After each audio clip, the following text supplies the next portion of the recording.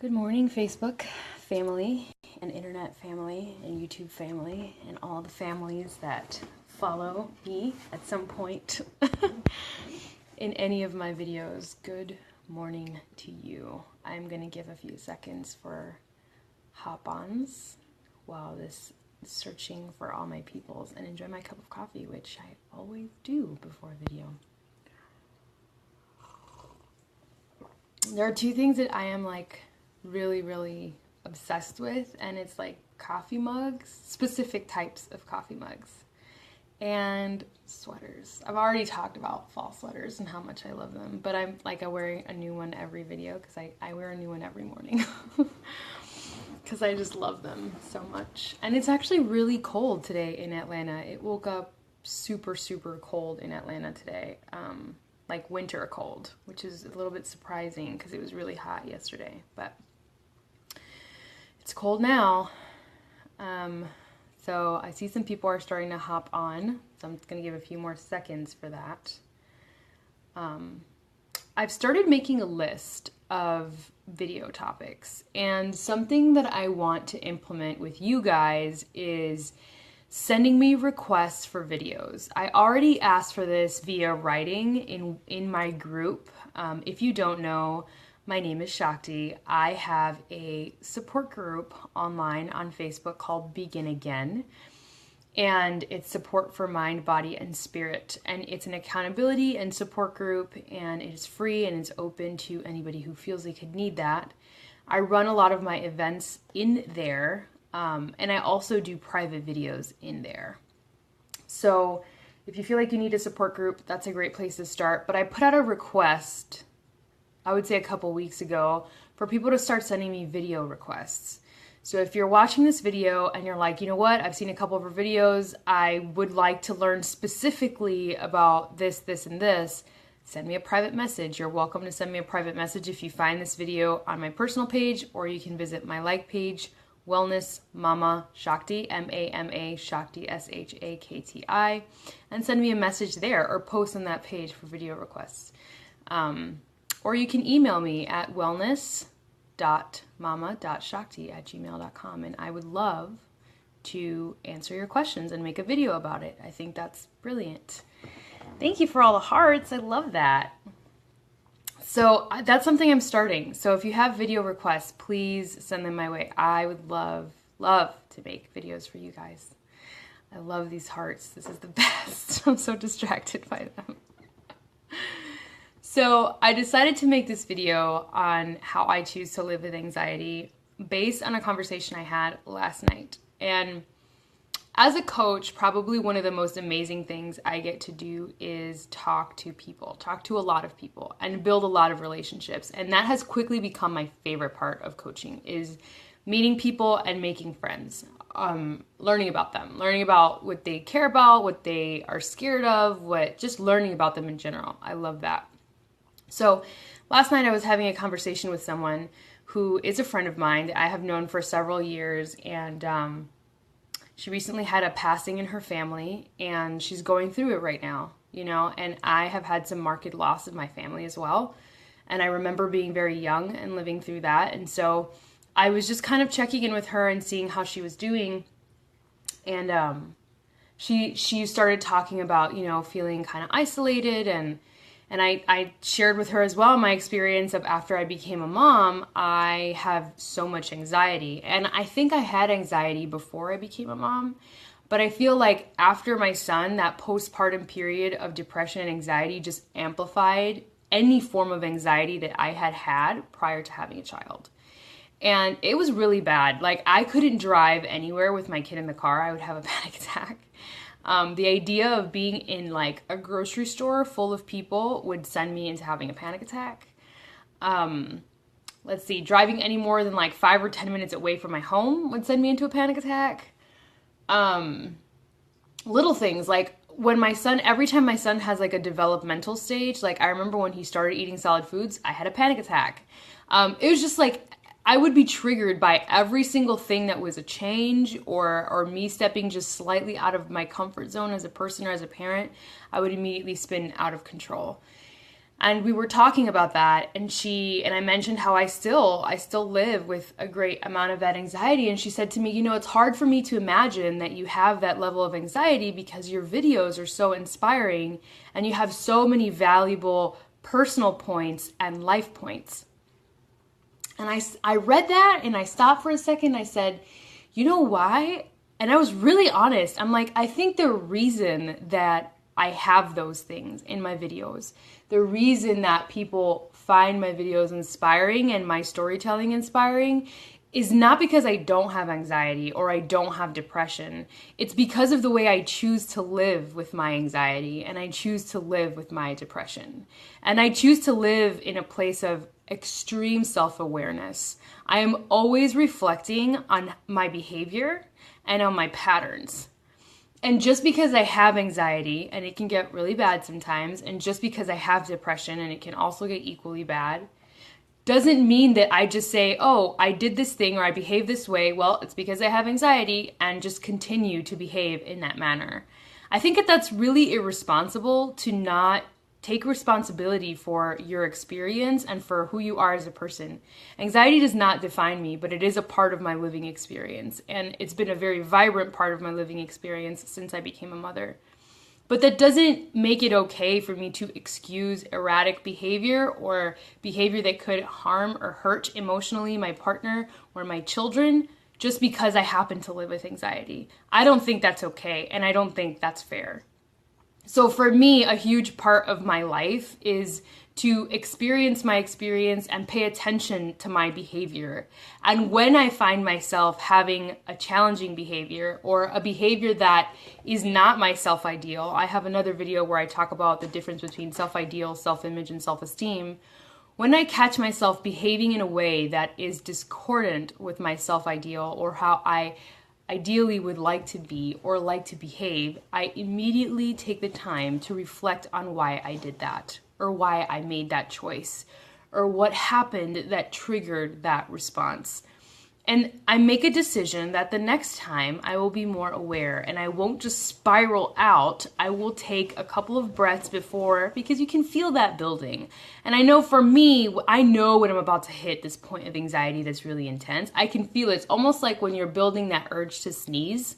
It's a very similar feeling. So I know when that's coming, and when that starts, I really stop. I just stop myself. I stop before I keel over. And I just choose to breathe it out and think to myself, like, how else could I handle the situation? How else could I respond to this right now? Sometimes I think your body overrides and you don't really have the kind of control that you would like to have in a situation like that.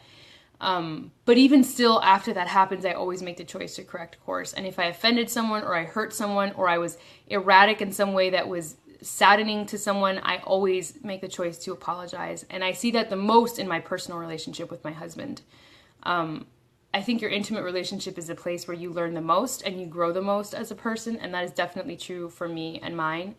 And there have been so many times since I became a mom where I just behaved in this way that was really hurtful and really scary. And it wasn't on purpose. It was just me having a moment because I was living with this intense anxiety. But like I said, just because I do have this anxiety, stopping to breathe and wait it out is still a challenge. Yes, it is still a challenge. I know that. I totally do. And I'm not in any way trying to say this is easy or that it's going to be like, yeah, I'm going to handle my anxiety today and it's just totally going to go away. But it's worth it. It's worth it to be mindful about your experience, because I think that's where, for me, my ability to get on camera and share authentically my experiences that are uncomfortable for me to share, and not the easiest subject matter or the easiest topics to share. That's where that material comes from. And I think the reason people find it inspiring is because they're living with that same kind of tension inside of them and they don't know how to give that a voice. And so becoming self-aware and really, really taking the time to understand your behavior and taking responsibility for your behavior and not just saying, Good morning, Marlon. Thank you.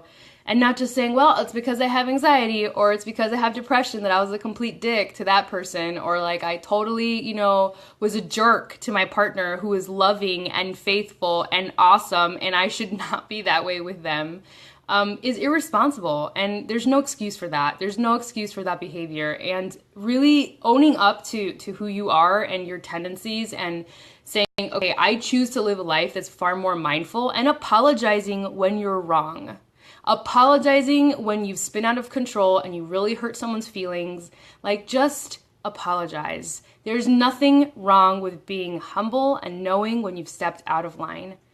Not allowing your anxiety to enable you. Totally nailing it. Yes, that's, of course, you can't allow that to enable you. You can't allow that to be the thing that you live behind forever. Just saying, well, it's because of this, or, well, it's because of that. Like, it doesn't fly like that, guys. And if you've lived and you've told yourself that story for an extended period of time, don't beat yourself up. It's not about, hating on your past or the things that you've done. It's about correcting course and deciding today that you are going to take responsibility for what you live with, for who you are, for those elements of your personality that are good and that are challenging, and making a different choice. Interacting with the world from a place of kindness and from a place of self-compassion, self-reflection, and awareness. I think that if we did that more, we would inspire more people to behave in the same manner, and we would create a culture of far more self-awareness than we are experiencing in these days. I think it's really easy to hide behind our faults and say, well, it's okay that this person did that thing to the other person because they were, anxious or depressed, or it's okay that I said those really hurtful words to you because I was having a moment. And, my husband really kind of nailed that for me. I would think like a couple months ago is when I would remember that conversation. He was like, it's not okay that just because you have those moments that you behave in that way. And it's still hurtful and it still hurts my feelings when you say things a certain way. And he's absolutely right. And I think a lot of times when we act out because of our anxiety, we get embarrassed and we don't want to apologize because we feel embarrassed. We feel ashamed of how we behaved. And so it makes it really hard to get humble and to just say, I'm sorry. I'm sorry that I acted that way. I'm really working on becoming more self-aware. Please, accept my apology. I promise to be more self-aware next time around. That makes you an incredible human being. Please know that. There is nothing wrong with that at all. That is so, so important. Value your relationships more than you value your anxiety. Value your relationships more than you value your anxiety. Do not enable yourself to continue to be a jerk. Do not enable yourself to continue to be an asshole to the people that love you. Don't enable yourself to continue to stop living life or enjoying like little outings and stuff simply because you live with anxiety. Choose to live with it from a place of empowerment. Choose to live with it from a place of love, from a place of, yeah, I know that I have this. I know that I live with this, but I am in the driver's seat and I can make a choice to live with this however I want to live with this. And that's what you have to tell yourself. And that's how you live an inspiring life. So when she said that to me, going back to the beginning of this video, you have so many valuable personal and life points. Wow. What a thing for someone to tell me when I have lived with this level of anxiety since my son was born. That was really powerful. And what that communicated to me was that I am effectively reflecting and effectively using that reflection to serve my community. So if you take nothing away from this video, I really want you to understand that anxiety doesn't make you. Anxiety does not define you. Anxiety is a small portion of your experience. It is something that you are grappling with. It is something that can sometimes pop up in situations, especially triggered around change or fear or loss or these experiences or transitions that are not very easy for us. But it doesn't define you. It doesn't make you. You make you. You make you. So what you do with your anxiety and how you choose to become aware or not become aware of your behavior says everything about who you are as a person and your character. And do not let yourself enable you to be less than who you want to be because of your anxiety. Do not use it as an excuse to be awful to people. It's not. It's not an excuse. Take responsibility for that and choose to live a positive, self-aware life. I promise you that your relationships will improve, your self-relationship will improve, and you will find that living with this becomes a lot easier when you are taking responsibility for that. All right? So I hope this video was inspiring, and that if you hopped on, it really spoke to you and it helped you understand a little bit more about how to live a more positive life, even if you have anxiety, how to not let that run the show, and to understand that you have choice. You have choice in everything. You have the choice to reflect on your behavior, and you have the choice to make a different decision as a result of that reflection. That is maturity, and that is wisdom. So use that wisely. All right? Have a great Friday morning. It's already Friday, and I will see you guys. Love you guys. Be well.